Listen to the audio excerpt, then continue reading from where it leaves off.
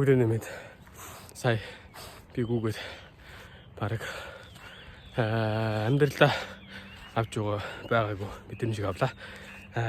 Ер нь тархин дотор бидрийг зовооч чиж чадахгүй гэж хэлдэг байсныг анзаарлаа.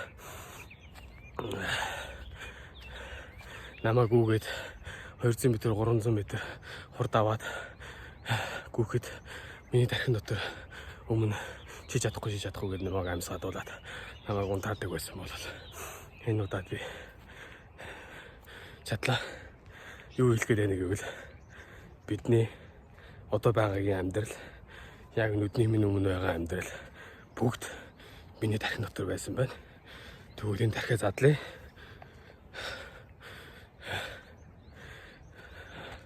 Албаар энэ бичлэг хийж байна. Японоор бол кизуки гэж хэлж байгаа. Бүгнийг ойлгож эхэлж байна.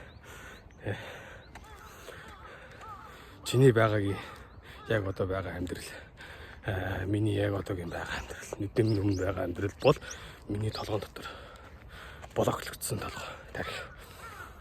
Тэрийг задлах хэрэгтэй. Тэрийг задлах арга байгаа. Сайн ном унших хэрэгтэй. Сайн дацгад хөдөлгөөн хийх хэрэгтэй.